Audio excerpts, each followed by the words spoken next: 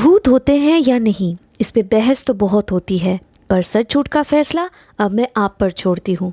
तो स्वागत है आपका घोस्ट स्टोरीज इन हिंदी में, जहाँ मैं हूँ आपकी होस्ट विदिशा। और अब से हर हफ्ते शुक्रवार को आप मुझे सुन पाएंगे एक्सक्लूसिवली ऑन स्पॉटिफाई। आज ही घोस्ट स्टोरीज इन हिंदी को स्पॉटिफाई पे फॉलो करें और बेल आइकन को दबाना ना भूलें, जिससे मेरी हर कहानी आप सुन सकेंगे सबसे पहले। रजत 10 साल का ही था जब उसे मल्होत्रा परिवार ने गोद लिया था। शहर के रईस खानदानों में से एक था मल्होत्रा परिवार।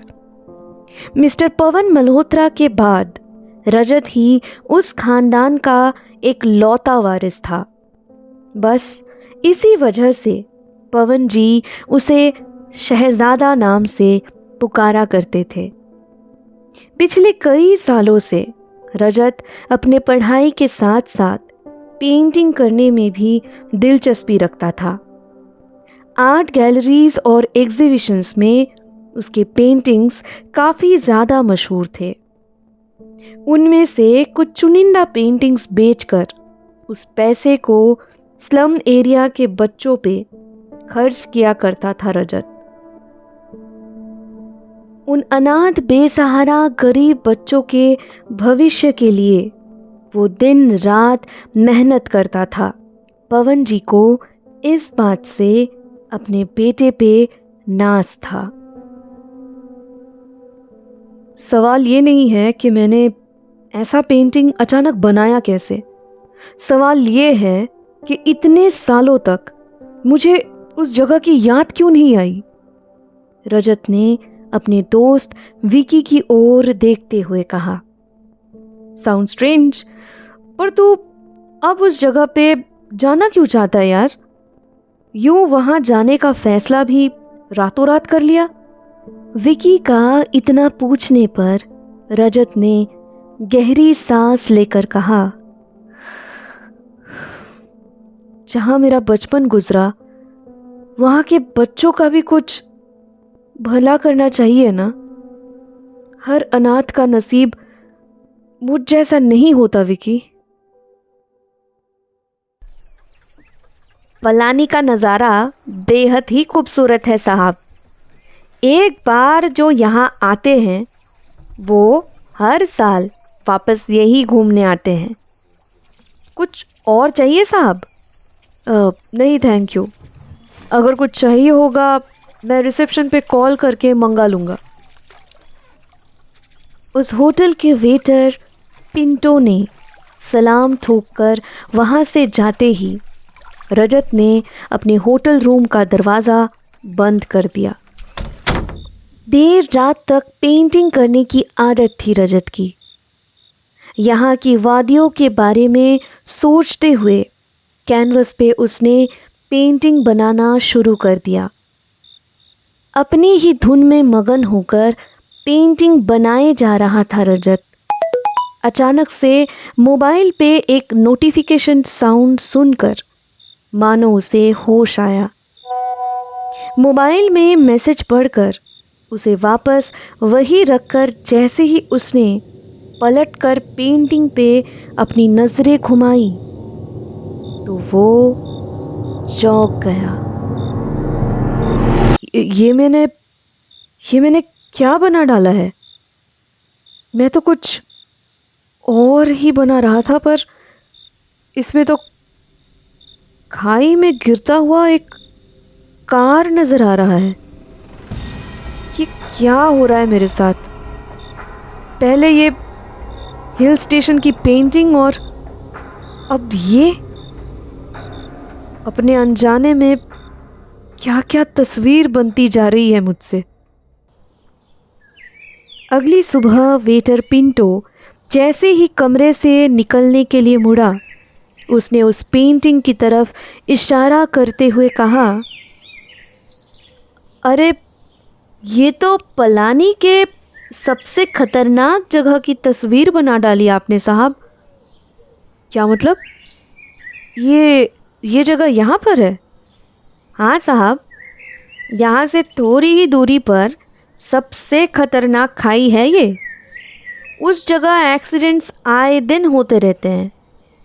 मनताना खाई नाम है इसका। पिंटो के कहने के मुताबिक रजत मनताना खाई पे पहुंच गया।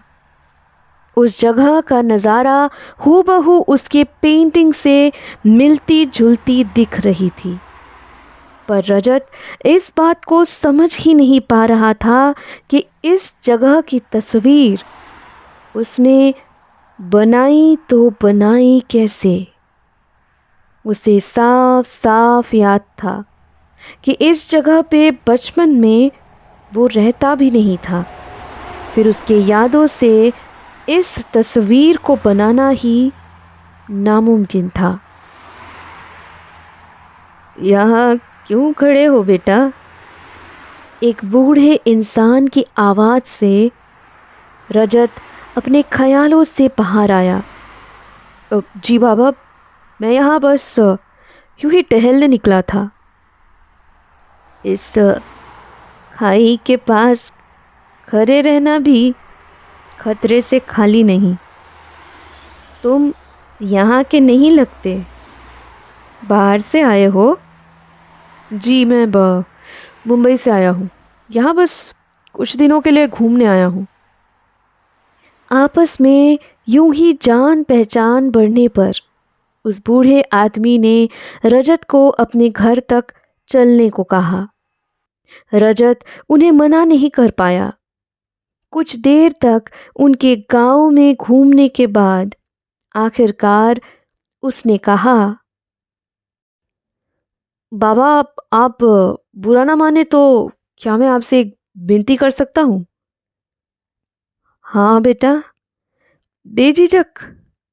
मैं भला बुरा क्यों मानूंगा? मैं तुम्हारी बात का बुरा नहीं मानूंगा बेटा। बोलो क्या कहना है। वो बात दरअसल ये है कि मैं यहाँ पलानी में एक मकसद से आया था। मैं 10 साल की उम्र तक यहीं पे रहा करता था। फिर एक भले आदमी ने मुझ अनाथ को गोद ले लिया, पर मैं अपने जैसे दुखी बेबस बच्चों के लिए मदद करने की कोशिश करता रहता हूँ। आपके इस गांव में भी ऐसे ज़रूरतमंद बच्चे दिखे हैं मुझे। अगर आप मुझे इजाज़त दे तो क्या मैं आपके घर पे कुछ दिनों तक रहकर उनके काम आ सकता हूँ? क्यों नहीं बेटा, इसे भी अपना ही घर समझो। तुम जब तक चाहो यहाँ रह सकते हो, मुझे कोई आपत्ति नहीं है। रात में कुछ ज़्यादा ही खा लिया था रजत ने। चारों तरफ बस मिट्टी के घर और उनमें टिमटिमाते हुए रोशनी की किरण नज़र आ रही थी उसे।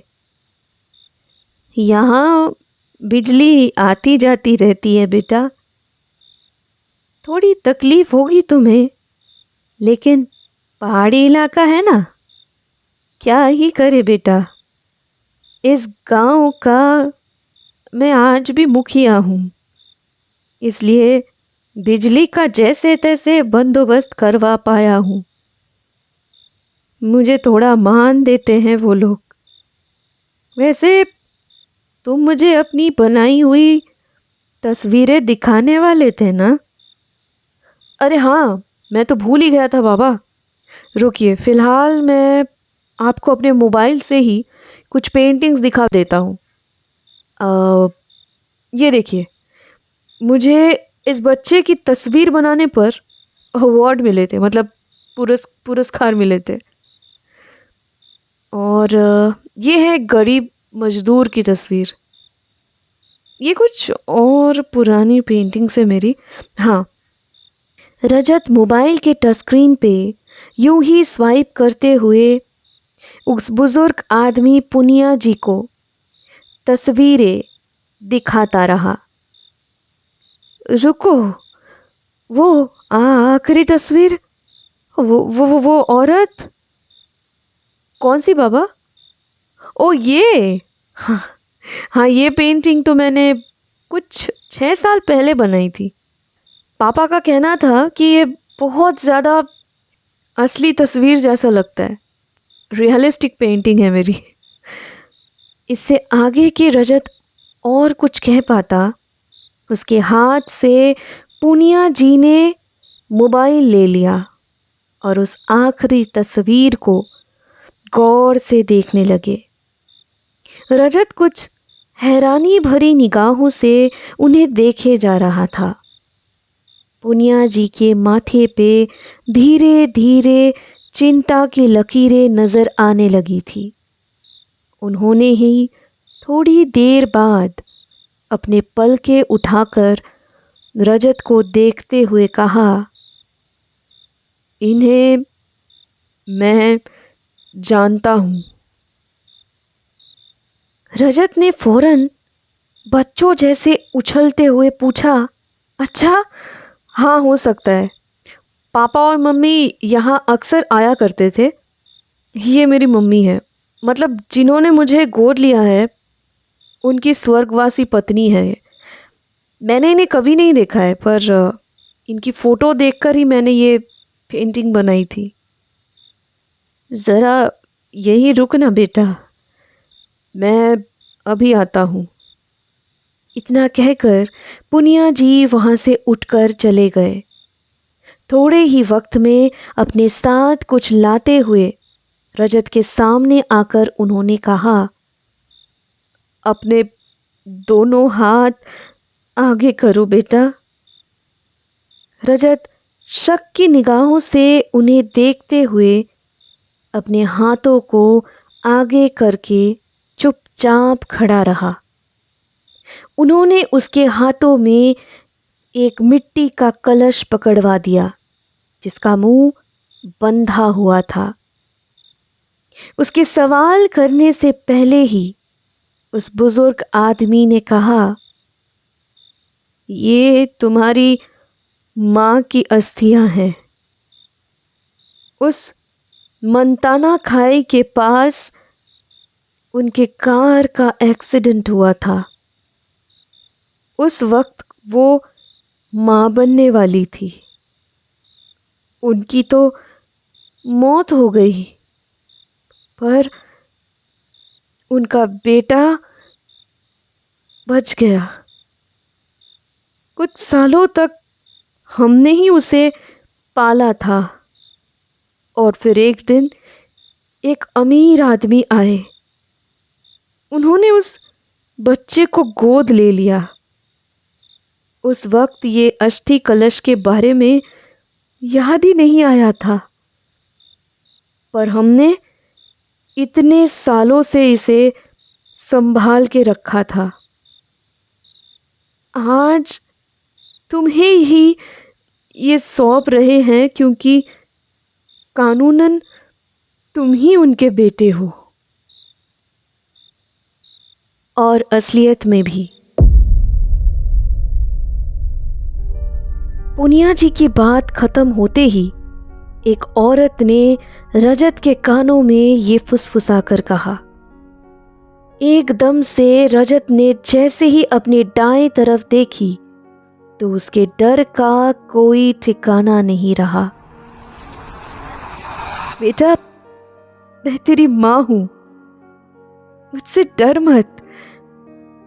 मैंने तुझे यहां तक लाने के लिए ही पलानी के वादियों की तस्वीरें बनवाई थी।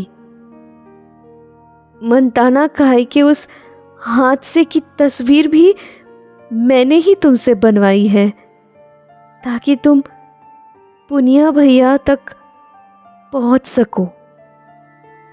इतने सालों में मैं नहीं चाहती थी कि तुम्हें यह एहसास हो कि तुम मुझे खो चुके हो,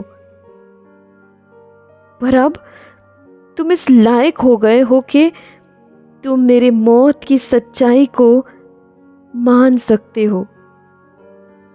तुम सच में मल्होत्रा परिवार के वारिस हो। आज से मैं तुम्हारे ख्यालों में आकर तुमसे और कोई तस्वीर नहीं बनवाऊंगी। अब मुझे मुक्ति मिल जाएगी। अलविदा मेरे शहजादे। घोस्ट स्टोरीज इन हिंदी को स्पॉटिफाई पे फॉलो करते वक्त बेल आइकन को दबाना ना भूलें, जिससे मेरी हर कहानी आप सुन सकेंगे सबसे पहले। अब से हफ्ते के हर शुक्रवार को मैं आपके लिए लाऊंगी ऐसी कहानियाँ जो आपके डर के परिभाषा को बदल के रख देगी।